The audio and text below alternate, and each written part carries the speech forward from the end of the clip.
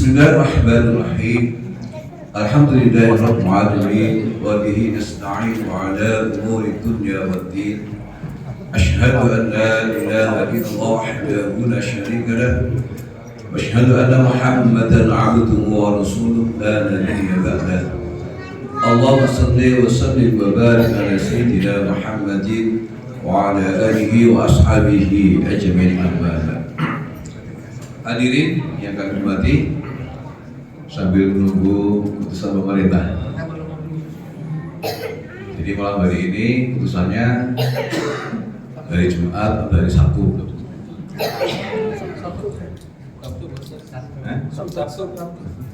Benar. Sabtu. Jadi kita sebagai seorang muslim di dunia ini jangan sampai menjadikan suatu perbedaan itu suatu permasalahan yang telak. Perbedaan itu hal yang biasa saja. Menyikapi itu kita lebih dewasa lagi. Dan jangan sampai menjadi identitas politik, partai maupun ormas. Kalau itu memang dibenarkan oleh Islam. Dua metode penentuan awal Ramadan atau akhir Ramadan untuk masuk Syawal, ada yang menggunakan dengan Ru'yatul Hilal atau dengan hisab. Itu adalah ilmu Islam. Kita bangga dengan adaan ilmu itu, bukan orang lain. Jadi jangan sampai kita menjadi suatu identitas. Nek hisab itu Muhammadiyah, nek Ru'yah itu NU. Itu dulu zaman Nabi itu nggak ada NU, nggak ada Muhammadiyah. Adanya ya itu ilmu Islam, kita berbangga. Dan jangan sampai kita menjadikan gontok-gontokan karena dua alat ini yang semua dibenarkan, disahkan itu adalah agama dan dibolehkan. Seperti ilmu hisab, kita itu mengetahui ketika kemarin tanggal 3 Maret itu terjadi gerhana bulan, itu bisa diketahui berapa derajatnya, berapa selesainya, detiknya, menitnya pun bisa diketahui. Dan usaha itu juga perlu diketahui bahwa menentukan jadwal sholat 5 waktu ini, subuh, duhur, asar ini juga pakai hisab. Jadi ketika maghrib kita nggak perlu menggunakan ru'yah dulu, start dulu, diru'yah dulu, itu maghrib atau belum? Nggak perlu. Jadi udah baku. Ini hisab. Yang kita pakai hadariah. Ya seperti sholat 5 waktu dari subuh, duhur, asar itu sudah dengan pakai hisab juga. Kemudian jangan sampai menyalahkan dengan satu yang lainnya. Yang benar itu bisa nggak begitu. Karena Nabi sendiri jauh ketika kita memulai mengawali puasa, mengakhiri puasa itu, maka lihatlah bulan secara nyata. Bisa dilihat dengan kacamata, terus sekarang ini dengan teknologi yang luar biasa, dengan teropong itu bisa dilihat. Dan itu jauh kajian Nabi begitu juga, dan memang benar adanya. Jadi dua alat ini memang membantu kita untuk menjadikan dewasa dalam pemikiran kita. Saya sendiri nggak jadi masalah, saya sengaja. Jadi jangan sampai kita menunggu waktu penentuan direwangi begitu, kita nggak sholat berjamaah, nggak sholat yang lainnya, rugi kita semuanya. Menunggu di rumah, atau apa juga dipengaruhi, ditonton, begitu kapan dan sebagainya. Sholat isya kita tinggalkan dengan berjamaah, sayang sekali. Jadi kemarin sudah dibahas betul besarnya melaksanakan sholat 5 waktu dengan berjamaah. Fadilahnya besar banget. Jadi alhamdulillah pemerintah sudah menentukan hari Sabtu. Jadi kita hargai pula saudara kita yang besok melaksanakan sholat Idul Fitri, kita hargai pula. Itu saudara kita juga, mereka juga ikut itikaf juga, mereka juga berdalil juga, punya argumentasi yang kuat juga. Kita saudara Muslim saling mendoakan. Begitu indahnya perbedaan itu kita singgapi, kemudian kita rangkulan bersama-sama saling bermaaf dan batin satu sama yang lainnya. Ini yang ada terjadi di Indonesia. Dan kita sudah sampai sendiri umur 57. Jadi sering terjadi ini udah biasa. Ya biasa. Lebaran kapan? Ya biasa aja, lebaran nanti aja. Yang penting lebaran itu satu sawah pasti, nggak mungkin 2 sawah. Ya Pak Andre ya, satu sawah ya. Nah itu benar katanya. Jadi hadirin yang hormati, Semangat ibadah dari awal Ramadan hingga saat ini pun kita tunjukkan di hadapan Allah Ta'ala, bukan di hadapan prestasi manusia, bukan di hadapan Allah SWT. Baik buruknya itu Ramadan itu, kualitas Ramadan itu puasa kita, amal kita itu bukan karena kita semuanya, itu pertolongan Allah Subhanahu Wa Ta'ala, dan itu nanti dibuktikan setelah satu Syawal nanti. Itu Syawal pembuktian amal ibadah kita satu bulan ini digodok ini. Dan banyak materi para dai yang memberikan kecengan kita semuanya. Dan jangan sampai kita melemah. Ibarat ruko itu nggak dijemur pelontong. Satu Syawal kita terlena dan kegembiraan, senangan, lebaran bisa makan apa saja pagi hari, sore hari, maupun malam hari. Namun semangat kita Ramadan tetap ada dalam diri kita masing-masing. Jadi semangat kita yang sekarang ini kita lihat, kita cermati, begitu antusiasnya jemaah bisa hadir untuk melaksanakan sholat bisa berjamaah. Ini harus kita pegangi.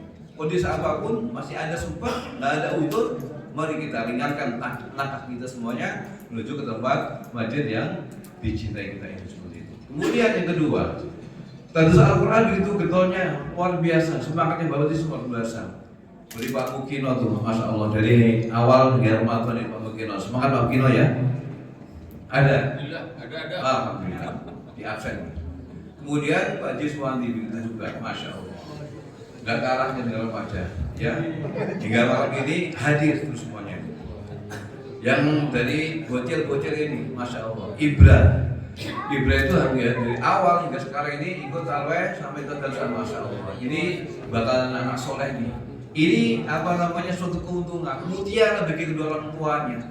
Ini tabungan yang besar, nggak ternilai, nggak bisa dinilaikan dengan suatu uang. Ketika kita punya anak soleh yang senantiasa mendoakan pada orang tuanya yang taat pada Allah, itu keberkahan didapatkan pada orang tuanya. Seperti itu. Alangkah bahagianya anak kita itu bisa sholat 5 waktu, dijamin sholat 5 waktu, kemudian baca Qurannya. Yang tak hari mendoakan pada orang tuanya, Rabbi firli wa liwalidayya warhamhuma kama rabbayani shaghira. Ini jadi suatu penyenang hati kita semuanya. Sebenarnya ada jawaban kita semuanya. Rabbana hab lana min azwajina wa dhurriyyatina qurrata a'yun. Sebagai penyenang, penggembira, anak penggembira. Bisa anak itu sapati pada orang tuanya. Ketika anak kita semuanya di antara kita ini ada yang hafal Al-Quran, ada yang proses menghafal Al-Quran, ada yang 1 juz, 2 juz, 5 juz, tinggal menjaga hafalan tersebut seperti itu. Kalau itu memang dijaga hingga khatam, hingga 30 juz, maka ini nanti suatu tabungan besar yang orang tua akan panen kebaikan-kebaikan dari seorang anak. Kita bangga anak kita itu tidak kalah dengan ilmu sains yang lainnya. Ilmu agama maju, ilmu umum maju, itu perpaduan. Jadi ada level. Agama kita dapat, akan dapat, itu yang kita harapkan. Kemudian ketiga, begitu besarnya antusias jamaah semuanya ketika masuk Ramadan itu banyak sekali sedekah-sedekah yang tanpa kita data mengalir tiap hari. Ada sedekah kurma, ada sedekah air luar biasa. Mereka berbondong-bondong, ringan tangan. Kenapa? Mengharapkan itu Allah agar sedekah itu jadi wasilah, bisa jadi wasilah karena wanita minum, karena sedekah yang lainnya pasti menjadi masukkan ke surga Allah Subhanahu wa Ta'ala. Kita nggak pernah tahu apapun besar kecilnya sedekah, pembagian infak itu merupakan suatu landasan yang besar yang kita miliki, dan dunia harta yang kita sedekahkan dan infakkan itu jadi suatu pemberat di balik iman kiamat. Pasti ada hitungannya di hadapan Allah. Wa may ya'mal mithqala dzarratin khairan yarah. Sedikit apapun kebaikan pasti mendapatkan balasan besar di hadapan Allah. Kalau apapun yang kita kerjakan itu dengan ikhlas, senang hati, maka besar di hadapan Allah. Kecil menurut kita semuanya, oh kecil, cuma 1000, cuma 1 kurma, tapi ikhlas karena Allah Ta'ala, maka besar di hadapan Allah.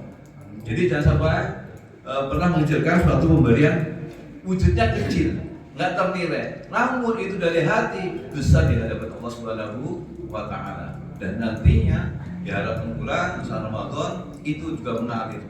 segah-segah kepada kaum muslimin yang fakir miskin, fakir dan miskin, kemudian orang berapa, orang butuh, saluran kita semuanya. Siapa lagi yang akan memberikan bantu pada saudara kita yang kurang mampu? Kita semuanya yang tangguh. Jangan sampai ada tanda kita di luar sana mereka berbodong memberikan suatu kiriman di dunia. Nah, kita ini sebagai mayoritas agama Islam peduli kepada mereka.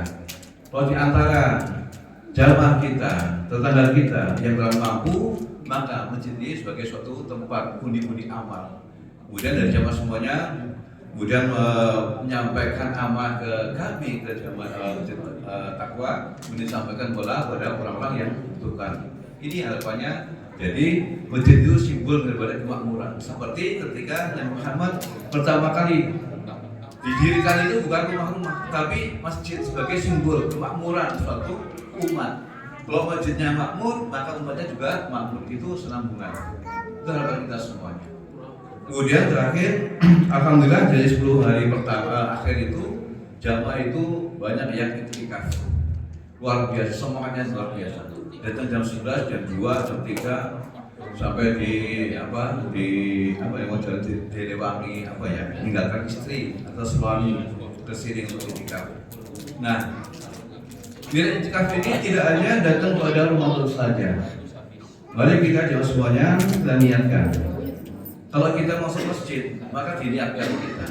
Allah maftahli abwaab rahmatik, sekaligus niatkan. Nawaitu i'tikafa fi hadzal masjid. Nawaitu i'tikafa fi hadzal masjid. Niatkan kita. Duduk kita, zikir kita, bacaan Quran kita itu sudah termasuk mendapatkan nilai pahala i'tikaf. Jadi i'tikaf itu tidak hanya Ramadan saja. Setiap hari kita bisa i'tikaf.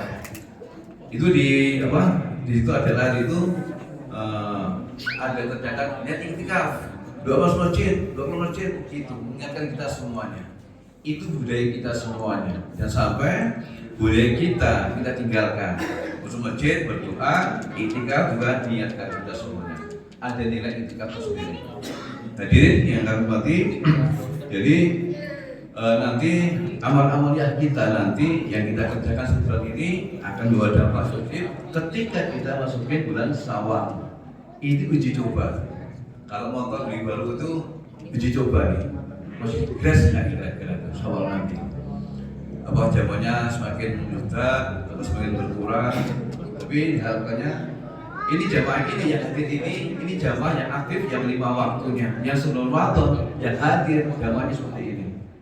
Kalau maghrib bisa yang hadir ini juga 3-4 soft ini.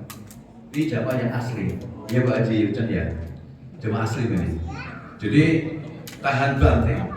Mau 10 hari awal, mulai hari terakhir tetap ada istiqomah hadir di masjid ini. Kenapa? Hatinya memang sudah dekat dengan masjid. Dan itu salah satu bukti ciri orang nanti akan diberikan pertumbuhan di hadapan Allah ketika hatinya itu dekat dengan masjid. Ya alhamdulillah ini terbukti. Mudah-mudahan kita semuanya jemaah ini termasuk mendapatkan perlindungan pertolongan di hadapan Allah Subhanahu wa taala karena hatinya selalu dekat dengan masjid. Alhamdulillah dengan adanya pesan ini jadi kita berikan selamat pada saudara kita dimulakan dari besok dan kita senantiasa memaafkan atas segala kekurangan kita semuanya. Itu kebaikan dari Nabi Muhammad beserta kita semuanya. Kalau ada saudara kita ada khilafahnya, maka bukalah itu maaf kepada saudara kita semuanya.